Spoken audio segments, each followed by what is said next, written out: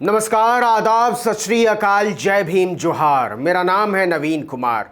12 अक्टूबर का दिन भारत के इतिहास में हमेशा याद रखा जाएगा, जब किसानों के दुखों में शामिल होने से रोकने के लिए सेना उतार दी गई, 20 जिलों की पुलिस लगा दी गई, पीएसी लगा दी गई, पैरामिलिट्री फोर्स लगा दी गई, आरएएफ के जवान लगा दिए गए, एसएसबी के जवानों को तैनात कर दिया गया। और जब यह हो रहा था तब सूबे में एक दयालु संत की सरकार थी, योगी आदित्यनाथ की सरकार। याद रखा जाएगा, सब याद रखा जाएगा। लखीमपुर खीरी में उन 5 किसानों की हत्या के 10वें दिन अंतिम अरदास का कार्यक्रम रखा गया था। इनमें से एक वो पत्रकार भी है जिस पर हत्यारों ने गाड़ी चढ़ा दी थी। तिकोनिया की जिस सड़क पर कथित तौर पर अजय मिश्रा टेनी के बेटे आशीष मिश्रा मोनू के काफिले ने किसानों पर गाड़ियां चढ़ाई थीं, उसी सड़क के पास किसानों ने खेतों में कार्यक्रम का बंदोबस्त किया था। इसके लिए फसलों को काटकर लगभग 40 एकड़ की जमीन समतल की गई थी और सब कुछ किसानों ने आपस में मिलजुल कर अपने आप किया। संयुक्त किसान मोर्चा ने इस मौके को किसानों के शक्ति प्रदर्शन और बीजेपी को चेतावनी के मंच में बदल दिया, जहां किसान परिवारों के बरसते आंसुओं के बीच कसम खाई गई कि हम ऐसी बर्बर और तानाशाह सरकार को उखाड़ फेंकेंगे जिसमें हत्या के आरोपियों को मंत्री बनाकर माथे पर बैठाया जाता है और निहत्थे किसानों पर चढ़ा दी जाती हैं गाड़ियां। संयुक्त किसान मोर्चा के लगभग सारे नेता इस अरदास कार्यक्रम में पहुंचे थे। डॉक्टर दर्शन पाल, योगेंद्र यादव, गुरनाम सिंह चढ़ूनी, राजेवाल और दूसरे तमाम नेता। इससे लोगों में फैलाए जा रही इस अफवाह को करारा झटका लगा है कि लखीमपुर के किसानों की तरफ से समझौते के लिए टिकैत के आगे बढ़ने से संयुक्त किसान एकता मोर्चा में फूट पड़ गई है। कांग्रेस महासचिव प्रियंका गांधी और प्रदेश अध्यक्ष अजय कुमार लल्लू भी लखीमपुर पहुंचे। कांग्रेस महासचिव प्रियंका गांधी के काफिले को सीतापुर में पुलिस ने रोक लिया, लेकिन बाद में उन्हें 3 गाड़ियों के साथ लखीमपुर जाने की इजाजत दे दी गई। उनके साथ हरियाणा के कांग्रेस सांसद दीपेंद्र हुड्डा भी थे।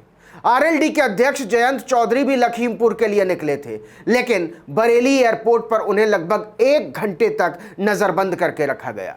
जयंत चौधरी को रोके जाने की खबर फैलते ही आरएलडी के कार्यकर्ता सैकड़ों की तादाद में हवाई अड्डे पहुंच गए और नारेबाजी होने लगी। हंगामा बढ़ते देखकर यूपी पुलिस ने लखीमपुर जाने की इजाजत दे दी जयंत चौधरी को। इसी तरह शहीद किसानों को श्रद्धांजलि देने निकले दिल्ली सिख गुरुद्वारा प्रबंधक कमेटी के अध्यक्ष मनजिंदर सिंह सिरसा को पीलीभीत बॉर्डर पर पुलिस ने रोक लिया। सिरसा अकाली दल के राष्ट्रीय प्रवक्ता भी हैं, बाद में उन्हें भी इजाजत देनी पड़ी। ये सारे नेता बावजूद इसके लखीमपुर पहुंचे थे कि संयुक्त किसान मोर्चा ने पहले ही कह दिया था राजनीतिक दलों के नेताओं को न तो मंच पर बैठने की जगह दी जाएगी और न ही उन्हें बोलने के लिए माइक दिया जाएगा। प्रियंका गांधी बावजूद इसके करीब 55 मिनट तक अरदास में बैठी रहीं और इसके बाद वापस लौट गई। इसके अलावा भारी गर्मी के बावजूद हजारों लोग मारे गए किसानों को श्रद्धांजलि देने के लिए लखीमपुर पहुंचे थे। पंजाब से, हरियाणा से, उत्तर प्रदेश से, उत्तराखंड से, राजस्थान से, मध्य प्रदेश से। राकेश टिकैत एक दिन पहले ही पहुंच गए थे। सारी व्यवस्था उन्हीं की देखरेख में की गई। कहते हैं कि इतना विशाल शामियाना लखीमपुर तिकोनिया के लोगों ने जिंदगी में पहली बार देखा था। कदम कदम पर पुलिस की चौकसी के बावजूद कम से कम 50,000 लोग तिकोनिया के समारोह में पहुंच गए थे। पुलिस की नजरों से छिप छिपा कर पहुंच रहे लोगों ने नम आंखों से शहीद किसानों को श्रद्धांजलि दी और फिर कसम खाई कि हम इस जोर जुल्म को बर्दाश्त नहीं करेंगे, किसी भी कीमत पर बर्दाश्त नहीं करेंगे, चाहे जो हो जाए। इस आयोजन को लेकर बीजेपी की नींद उड़ी हुई थी। पता नहीं किसान नेता क्या मांग रखते। सुरक्षा भी एक बहुत बड़ा सवाल था। 13 जिलों के आईपीएस अधिकारी लगातार इस आयोजन की निगरानी कर रहे थे। आईजी लगे हुए थे, एसएसपी लगे हुए थे, एसपी लगे हुए थे। दोपहर बाद अरदास का कार्यक्रम सभा में तब्दील हो गया और टिकैत ने हुंकार भरनी शुरू की। इसके बाद उन्होंने एक ऐसी मांग रख दी जिसने नरेंद्र मोदी को भी हिला दिया। टिकैत ने कहा कि हमारा आंदोलन न तो सिर्फ मुआवजे के लिए था और न ही केवल आशीष मिश्रा उर्फ मोनू की गिरफ्तारी के लिए। हमारा आंदोलन तब तक जारी रहेगा जब तक नरेंद्र मोदी अपने मंत्री अजय मिश्रा टेनी को मंत्रिमंडल से बर्खास्त नहीं कर देते और योगी आदित्यनाथ उन्हें गिरफ्तार नहीं कर लेते। टिकैत ने साफ साफ कहा कि हम केंद्रीय मंत्री की बर्खास्तगी और गिरफ्तारी चाहते हैं। वो 120B यानी किसानों के कत्लेआम के षड्यंत्र के आरोपी हैं। उसे जेल भेजे बिना इस मामले में न्याय की कल्पना तक नहीं की जा सकती। मतलब बाप बेटे दोनों एक साथ जेल में हो। किसान नेताओं ने कहा कि हम इस पर कोई समझौता नहीं करने वाले हैं और अगर मोदी हमें हल्के में लेने की सोच रहे हैं तो वो भूल करेंगे। किसान भाजपा को उत्तर प्रदेश से उखाड़ फेंकेगा। इसका मतलब यह हुआ कि किसानों ने योगी के बाद मोदी शाह से आर पार की जंग छेड़ दी है।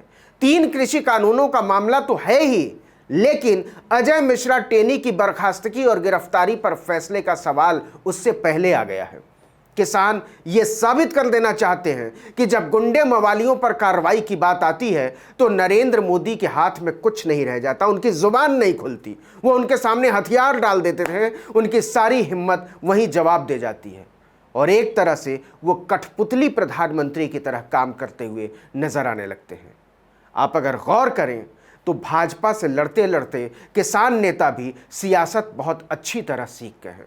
उन्होंने पहले मुआवजे की लड़ाई लड़ी, मुआवजा मिल गया तो मांग आगे बढ़ा दी, आशीष मिश्रा की गिरफ्तारी की मांग कर दी और अब मोदी के मंत्री की पहले बर्खास्तगी और फिर गिरफ्तारी की मांग। दरअसल 10 महीने से ज्यादा समय से दिल्ली की अलग अलग सीमाओं पर बैठे हुए किसानों को बीजेपी के नेताओं, प्रवक्ताओं और मोदी के मंत्रियों ने इतना कोसा है, इतनी गालियां दी हैं, इतना देशद्रोही और खालिस्तानी कहा है कि किसान नेताओं को उनसे लड़ना सीखना पड़ा है। यही वजह है कि हिसार हो या करनाल, जींद हो या मुजफ्फरनगर, सरकारों को हर जगह झुकना पड़ रहा है और इसकी इकलौती वजह है किसानों का गांधीवादी तरीका। किसानों ने बहुत उकसाने के बाद भी कभी भी अपने आंदोलन को हिंसक नहीं होने दिया। लेकिन क्या वाकई लखीमपुर की सभा से बीजेपी की मुश्किलें बढ़ेंगी? इस सवाल के जवाब का इंतजार जितना विपक्ष को है उससे ज्यादा खुद बीजेपी को, क्योंकि लखीमपुर की घटना उसे किसान विरोधी साबित करने का चीखता हुआ बहाना बन चुकी है। इससे पीछा छुड़ाना रोज बरोज बीजेपी के लिए मुश्किल होता जा रहा है। इस वीडियो में इतना ही, लेकिन अगर आपने आर्टिकल 19 इंडिया को अब तक सब्सक्राइब नहीं किया तो फौरन कर लीजिए, बेल आइकॉन दबाइए, घंटी जैसी आकृति, लाइक कीजिए और कमेंट करके बताइए हमारा वीडियो आपको कैसा लगा। अगर YouTube पर देख रहे हैं तो सब्सक्राइब कीजिए और अगर Facebook पर देख रहे हैं तो वीडियो देखने के बाद हमारे पेज पर जाइए, लाइक और फॉलो, कमेंट तो करेंगे ही। नमस्कार।